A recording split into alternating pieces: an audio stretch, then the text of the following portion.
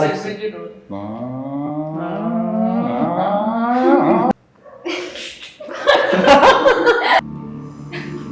Neutral ಅಲ್ಲಿ ಇದ್ಯಾಕೋ ಮೀಮ್ ಆಗುವ ಎಲ್ಲ. ಓಕೆ, ಸೊ ಇತ್ತೀಚಿನ ಬೆಳವಣಿಗೆಗಳನ್ನ ನಾವು ನೋಡ್ತಾ ಇದೀವಿ ಅಂತ ಹೇಳಿದ್ರೆ, ನಮ್ಮ ಕನ್ನಡದ ನೆಲದ ಸಿನಿಮಾ ಒಂದು ಬಹಳಷ್ಟು ಸೌಂಡ್ ನ ಮಾಡ್ತಾ ಇದೆ, ಕಾಟೇರ. ಸೊ ಡಿ ಬಾಸ್ ಅವರ ಒಂದು ಮೂವಿ ನೋಡಿದ್ರ ನಾನು ನೋಡಿದೆ. ಸೊ ಹೇಗೆ ಅನಿಸ್ತು? ಅಂಡ್ ದೇಸಿ ಪ್ರತಿಭೆಗಳನ್ನ ಹಾಕೊಂಡು ಮಾಡಿರುವಂತಹ ಅಪ್ಪಟ ಕನ್ನಡ ಸಿನಿಮಾಗಳನ್ನ ನೋಡಿದಾಗ ಎಲ್ಲೋ ಒಂದು ಕಡೆ ಅಂತ ಸ್ಟಾರ್ ನಟರು ಈ ರೀತಿಯಾದಂತಹ ಒಂದು ಮೂವೀಸ್ಗಳನ್ನು ಕೂಡ ಮಾಡಿದ್ರೆ ಹಿಟ್ ಆಗತ್ತೆ ಅಂತ ಹೇಳಿ ಬಹಳಷ್ಟು ಜನಕ್ಕೆ ಒಂದು ಪ್ರೂಫ್ ನ ಕೊಟ್ಟಿದೆ. ಸೊ ನಿಮ್ಮ ರಿಯಾಕ್ಷನ್ ಅದ್ರ ಬಗ್ಗೆ? ಖುಷಿ ಆಯಿತು ತುಂಬ ಸಿನಿಮಾ ನೋಡಿ, ಬಹಳ ಖುಷಿ ಆಯಿತು ನನಗೆ ಸಿನಿಮಾ ನೋಡಿ. ಓವರ್ ಆಲ್ ಸಿನಿಮಾ ಮೂಡಿ ಬಂದಿರೋ ರೀತಿ ಆಗಿರ್ಬೋದು, ಆಮೇಲೆ ದರ್ಶನ್ ಸರ್ ಪರ್ಫಾರ್ಮೆನ್ಸ್ ಆಗಿರ್ಬೋದು, ಅದ್ಭುತವಾಯಿತು. ನನಗೆ ತುಂಬ ಖುಷಿ ಆಯಿತು ನೋಡಿ. ಯಾಕೆ ಹೇಳಿದೆ ಅಂದ್ರೆ ಲೈಕ್ ಹೇಳಿದಾಗೆ ದೇಸಿ ಕಲಾವಿದರು, ಎಲ್ಲ ಕಲಾವಿದರು ಇದ್ರು, ವಿನೋದ್ ಆಳ್ವಾ ಸರ್ ಇದ್ರು, ಬಹಳ ಚಿಕ್ಕ ವಯಸ್ಸಲ್ಲಿ ಇದ್ದಾಗ ನೋಡಿದ್ದು, ಬಹಳ ಖುಷಿ ಆಯಿತು. ಕುಮಾರ್ ಗೋವಿಂದ್ ಸರ್ ಇದ್ರು, ಸೊ ಶ್ರುತಿ ಮೇಡಮ್ ಇದ್ರು, felt very happy.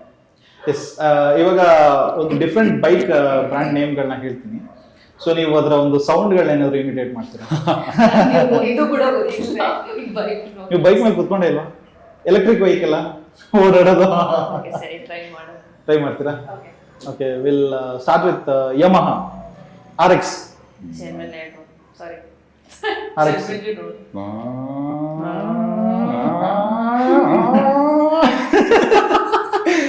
The very famous Royal Enfield.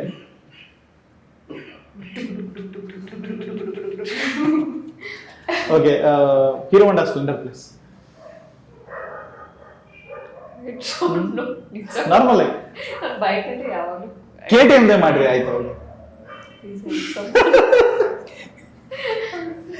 Film ಅಲ್ಲೂ ನಾನು ಬೈಕಲ್ಲಿ ಕೂರ್ಲಿಲ್ಲ. ಸೊ ಆಟೋದಲ್ಲಿ ಕೂತ್ಕೊಂಡಿದ್ದು? ಆಟೋದಲ್ಲಿ ಕೂತ್ಕೊಂಡಿದ್ದೆ. ಗೊತ್ತಾಯ್ತು. ಓಕೆ, ಆಟೋದಲ್ಲಿ ಸೌಂಡ್ ಮಾಡ್ತೀರಾ ಅಂತ ಮಾಡ್ಬೋದು.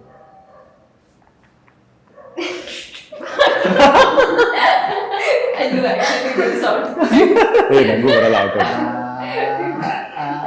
ಅಲ್ಲ, ಯಾವ ಇಂಜಿನ್ ಚೇಂಜ್ ಆಗಿದೆ? ಯಾವ ಇಂಜಿನ್? ಕೈನೆಟಿಕ್ ಹೊಂಡ ಅವಾಗ ಬರ್ತಾ ಇದ್ದಂತ ಕೈನೆಟಿಕ್ ಹೊಂಡ ಸೌಂಡ್ ಮಾಡ್ತೀರಾ ಅಂತ.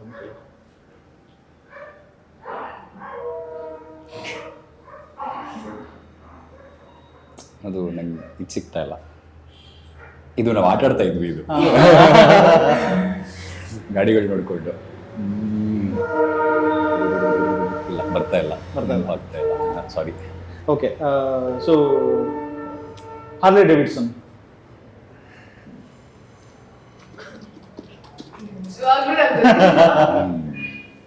ಈ ಕ್ಯಾನ್ ಡೂ ಇಟ್ ಅನ್ಸುತ್ತೆ.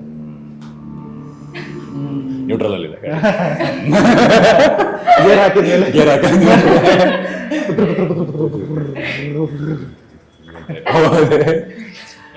ಓಕೆ, ಸೊ ಇವಾಗ ಒಂದು KTM, ಒಂದು ಬುಲೆಟ್, ಮತ್ತೆ ಇನ್ನೊಂದು RX 100, ಮೂರನ್ನು ಒಟ್ಟಿಗೆ ಬಂದ್ರೆ ಹೇಗಿರ್ಬೋದು?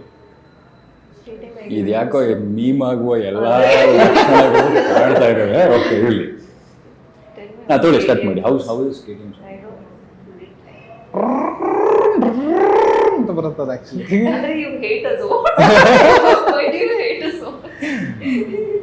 RX 100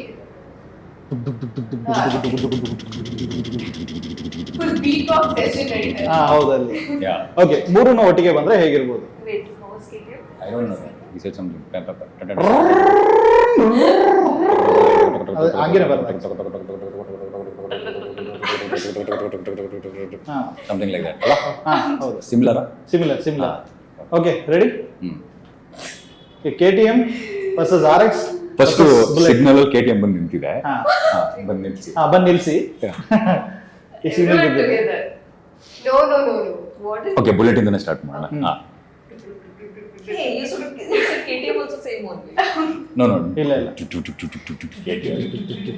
full with base rhythm ಎಲ್ಲ ಜಾಸ್ತಿ ಬರುತ್ತೆ. ಓಕೆ, ಬುಲೆಟ್ ಬಂದು ನಿಂತ್ಕೊಬೇಕು.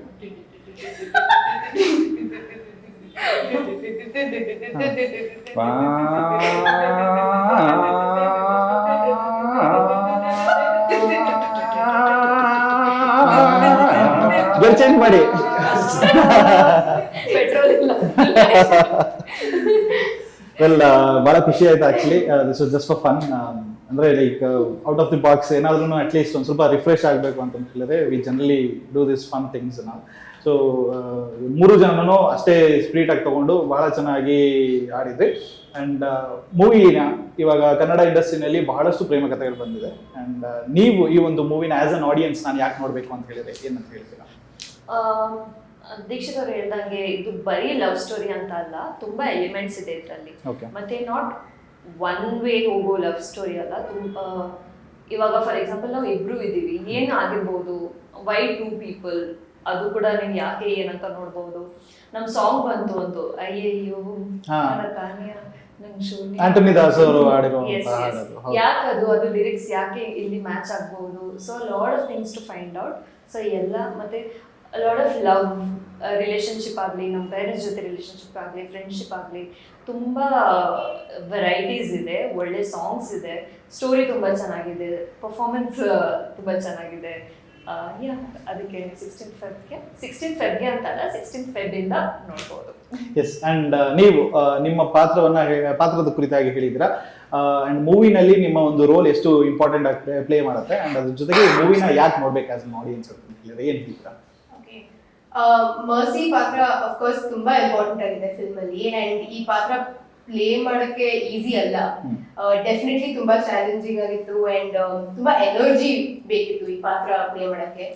And she did an amazing job. Yeah. I swear. Exactly. And he did an amazing job. ಅದಕ್ಕೆ ಹೇಳಿದ್ದೆ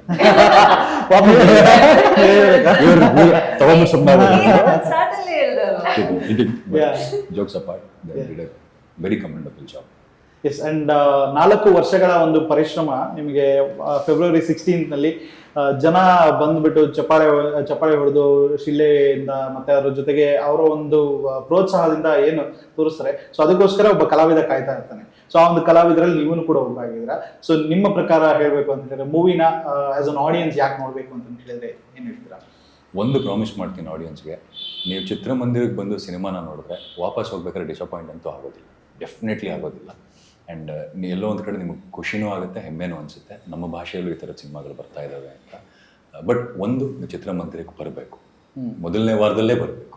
ಮೊದಲನೇ ವಾರದಲ್ಲಿ ಬಂದ್ರೇ ಅದು 2ನೇ ವಾರ 3ನೇ ವಾರ ಮುಂದೆ ಕಂಟಿನ್ಯೂ ಆಗ್ತಾ ಹೋಗೋದು.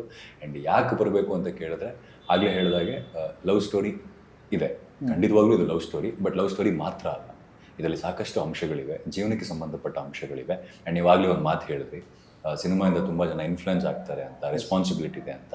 ಆ ರೆಸ್ಪಾನ್ಸಿಬಿಲಿಟಿನ ಹೆಗಲ ಮೇಲೆ ಹೊತ್ಕೊಂಡು ಈ ಸಿನಿಮಾ ಮಾಡಿದ್ದೀವಿ. ಆ್ಯಂಡ್ ಈ ಸಿನಿಮಾಯಿಂದ ಡೆಫಿನೆಟ್ಲಿ ಒಂದಿಷ್ಟು ಜನ ಇನ್ಫ್ಲುಯೆನ್ಸ್ ಆದರೆ ನನಗೆ I think that is my biggest take away.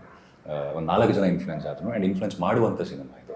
So ಚಿತ್ರಮಂದಿರಕ್ಕೆ ಬಂದು ಸಿನಿಮಾ ದಯವಿಟ್ಟು ನೋಡಿ, ನಿಮ್ಗೆ ಡೆಫಿನೆಟ್ಲಿ ಇಷ್ಟ ಆಗುತ್ತೆ. ಎಸ್. ಒಂದು ಟೀಸರ್ನಲ್ಲಿ ನೋಡ್ಬೇಕಾದ್ರೆ ಒಂದು ಗೆಸ್ಟ್ ರೋಲ್ನು ಕೂಡ ಯಾರೋ ಒಬ್ರು ಬರ್ತಾರೆ, ಅದು ಇವರೇನಾ ಅಥವಾ ಬೇರೆಯವ್ರ ಅಂತ ಹೇಳಿ ಗೊತ್ತಾಗಲ್ಲ. ಒಂದು ಬ್ಯಾಕ್ ಶಾಟ್ ಅಲ್ಲಿ ಸ್ವಲ್ಪ ಲಾಂಗ್ ಹೇರ್ ನಲ್ಲಿ ಒಬ್ರು ಎಂಟ್ರಿ ಕೊಡ್ತಾರೆ. ಸೊ ಅದನ್ನು ಕೂಡ ನೋಡ್ಬೇಕು ಅಂತ ಹೇಳಿದ್ರೆ, ಅದು ಗೊತ್ತಾಗಬೇಕು ಅಂತ ಹೇಳಿದ್ರೆ ಕನ್ನಡ ಸಿನಿಮಾಗಳನ್ನ ಬಂದು ನೀವು ಆದಷ್ಟು ಚಿತ್ರಮಂದಿರಗಳಲ್ಲಿ ನೋಡಿ. ಅಂಡ್ ಹರಸಿ ಹಾರೈಸಿ, ಬಿಕಾಸ್ ನಿಮ್ಮೆಲ್ಲ ಪ್ರೋತ್ಸಾಹನೇ ನಮ್ಮೆಲ್ಲರಿಗೂ ಕೂಡ ಉತ್ಸಾಹ ಆಗಿರುತ್ತೆ. ಅಂಡ್ ನೀವು OTT ಅಲ್ಲಿ ಬರೋವರೆಗೂ ಕೂಡ ಯಾರನ್ನು ಕೂಡ ಕಾಯೋದಕ್ಕೆ ಹೋಗಬೇಡಿ. ಕನ್ನಡದ ಒಬ್ಬ ನಿರ್ದೇಶಕ ಮತ್ತೆ ನಿರ್ಮಾಪಕ ಮತ್ತೆ ಕಲಾವಿದರು ಬೆಳಿಬೇಕು ಅಂತ ಹೇಳಿದ್ರೆ ಅವರ ಸಿನಿಮಾಗಳನ್ನ, ಅಪ್ಪಟ ಕನ್ನಡ ಸಿನಿಮಾಗಳನ್ನ, ಎಲ್ಲ ದೇಸಿ ಪ್ರತಿಭೆಗಳನ್ನ ಪ್ರೋತ್ಸಾಹಿಸಿ ಅಂತ ಕೇಳ್ಕೊಂತೀನಿ. ಅಂಡ್ ಫೆಬ್ರವರಿ 16ನೇ ತಾರೀಕು ವ್ಯಾಲೆಂಟೈನ್ಸ್ ಡೇ ಆದ ನಂತರ ಎಕ್ಸಾಕ್ಟ್ ಆಗಿ ನೀವು ಮಾಡಬೇಕಾಗಿರುವಂತಹ ಒಂದು ಕೆಲಸ ಏನು ಅಂತ ಹೇಳಿದ್ರೆ ನಿಮ್ಮ ಲವರ್ಸ್ಗಳಿಗೆ ಗಿಫ್ಟ್ ಕೊಟ್ಟಿದ್ದಾಗಿದೆ. ನಂತರ ಎಲ್ಲ ಕಲಾವಿದರಿಗೂ ಕೂಡ ಗಿಫ್ಟ್ ಕೊಡಬೇಕು. ಸೊ ಬಂದು ಹರಸಿ ಹಾರೈಸಿ. ಅಂಡ್ ಪ್ರೀ ಬುಕಿಂಗ್ನ 14ನೇ ತಾರೀಕಿಂದನೇ ಓಪನ್ ಮಾಡ್ತೀವಿ. ಸೊ ನಿಮ್ಮ ಲವರ್ಸ್ಗೆ ಗಿಫ್ಟ್ ಕೊಡಬೇಕಂದ್ರೆ ಟಿಕೆಟ್ಸ್ನ ಗಿಫ್ಟ್ ಕೊಡ್ಬೋದು. ಎಸ್, ಕಾರ್ನರ್ ಸೀಟ್ನ ಬುಕ್ ಮಾಡ್ಕೊಳ್ಳೋದನ್ನ ಮರಿಬೇಡಿ. ಅದಕ್ಕೆ ನಮ್ಮ KFI ನ ಮೊದಲನೇ ಬಾರಿಗೆ ನೋಡ್ತಾ ಇದ್ದೀರಾ ಅಂತ ಹೇಳಿದ್ರೆ ಲೈಕ್ ಮಾಡಿ, ಸಬ್ಸ್ಕ್ರೈಬ್ ಮಾಡಿ, ಶೇರ್ ಮಾಡಿ, ಕಾಮೆಂಟ್ ಮಾಡಿ. ಅಂಡ್ ನೋಟಿಫಿಕೇಶನ್ ಬೇಕು ಅಂತ ಹೇಳಿದ್ರೆ ಬೆಲ್ ಐಕಾನ್ ಪ್ರೆಸ್ ಮಾಡಿ. Thank you so much. ನಿಮ್ಮೆಲ್ಲ ಫ್ಯೂಚರ್ ಪ್ರಾಜೆಕ್ಟ್ಸ್ಗಳಿಗೆ ಆಲ್ ದಿ ಬೆಸ್ಟ್. ಅಂಡ್ ನಿಮ್ಮಿಬ್ರಿಗೂ ಕೂಡ ಒಳ್ಳೇದಾಗಲಿ. ನಿಮ್ಮ ಇಬ್ಬರಿಂದ ಮತ್ತೆ ನಿಮ್ಮಿಂದನೂ ಕೂಡ ಒಳ್ಳೊಳ್ಳೆ ಪ್ರಾಜೆಕ್ಟ್ಸ್ಗಳನ್ನ ಎಕ್ಸ್ಪೆಕ್ಟ್ ಮಾಡ್ತಾ ಇದೀವಿ. Keep entertaining the Kannada audience. Thank you so much. Thank you.